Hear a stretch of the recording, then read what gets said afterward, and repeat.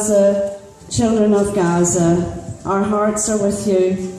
Peace and love are sent to you tonight. Thank you all.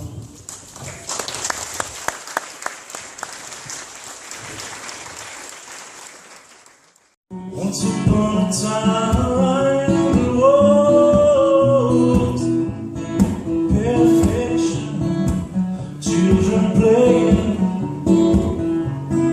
careless and free.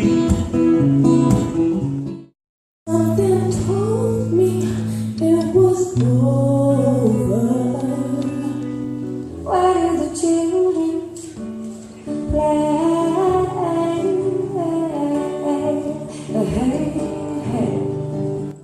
These my hands are small, I know, but they're not just, they are my own.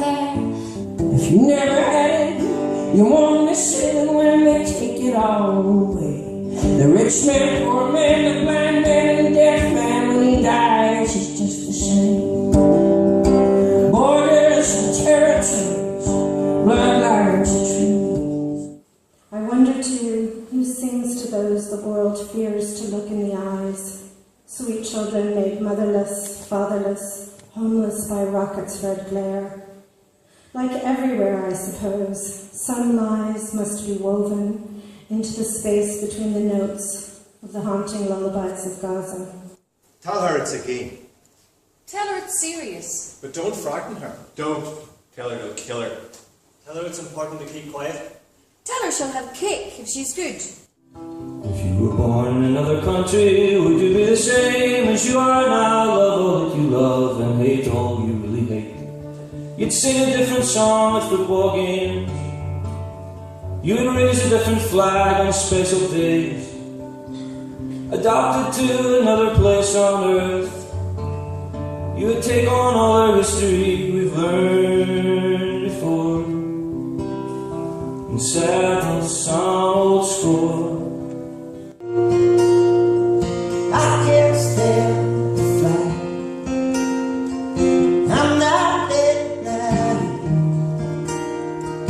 Men were meant to ride with the clouds between their feet. It's been a long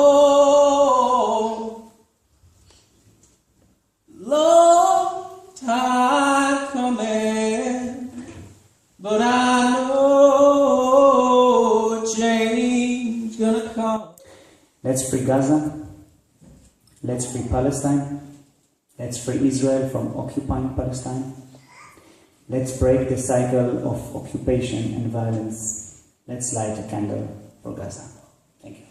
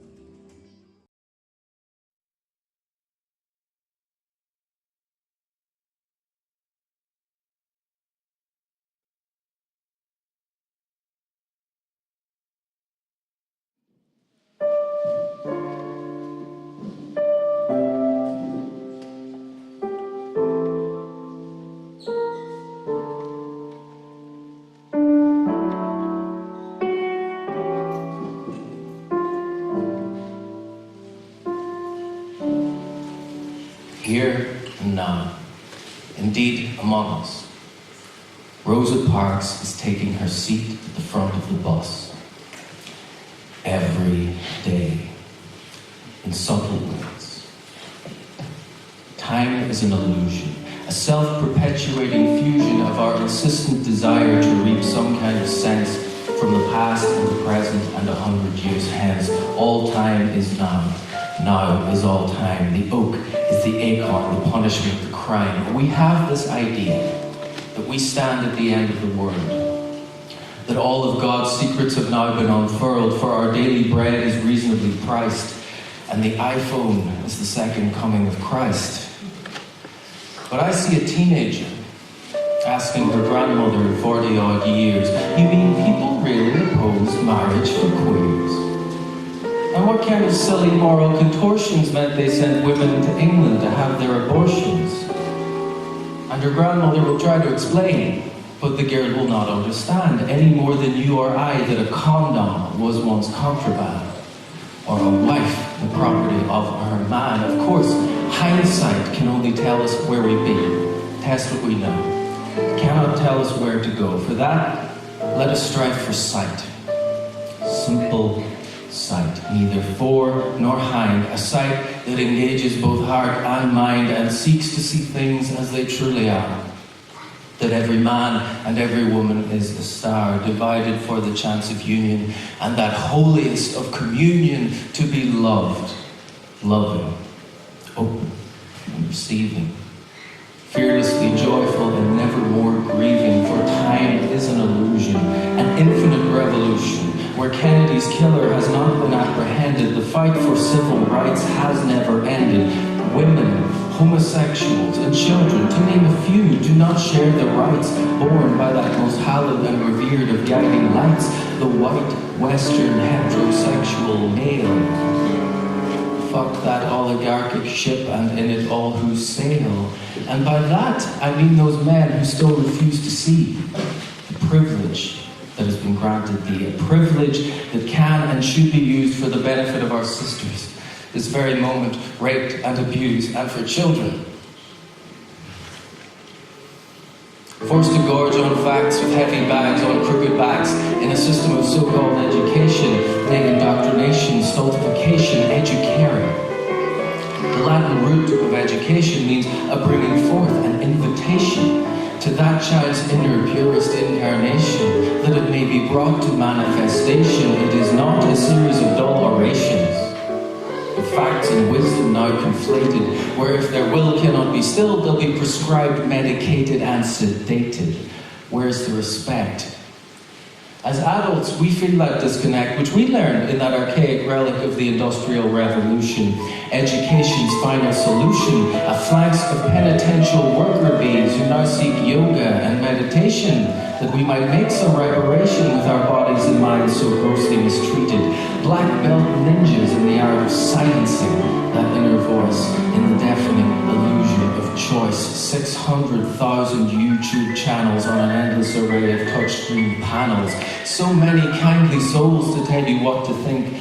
Water, water everywhere, and not a drop to drink.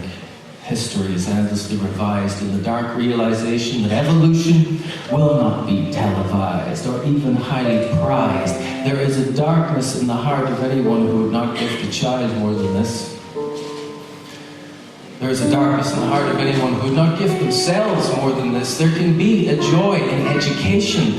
So let us not suffer for want of willingness or imagination when we take things as given and do not question.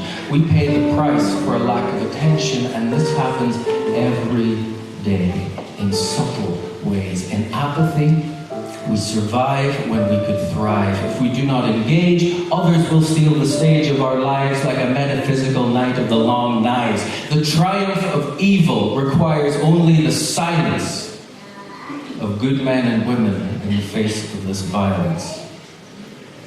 Here and now, indeed among us, Rosa Parks is taking her seat at the front of the bus.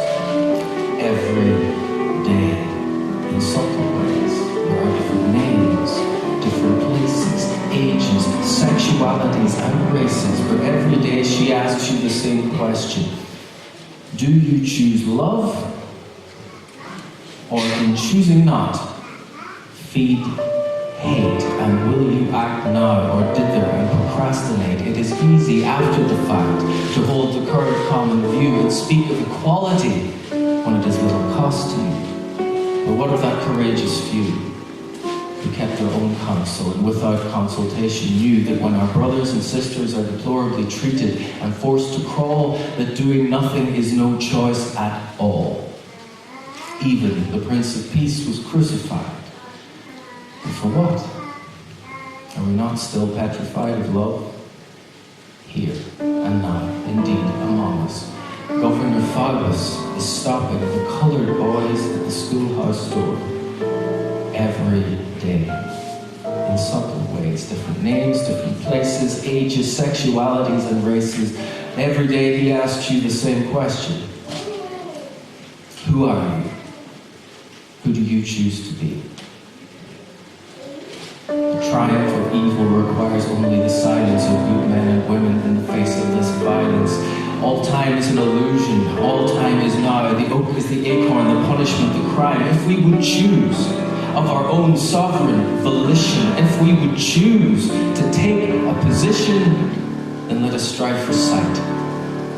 Simple sight, neither fore nor behind. A sight that engages both heart and mind and seeks to see things as they truly are, that every man and every woman is a star divided for the chance of union, and that holiest of communion to be loved, loving, open, and receiving, fearlessly joyful and never more grieving. Please, hold these questions, weigh them consciously.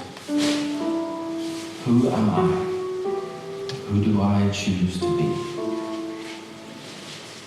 Should you choose apathy, so mote it be. Should you choose empathy, so mote it be. Should you choose action, inaction, so mote it be. In neither shall I stand in judgment of thee, for thou wilt have chosen from the seat of thy being, with sight in thy feet, and heart in thy seeing, fearless in thy going, and wise in thy knowing, that there is no grace, there is no guilt, there is one law. Do what thou wilt.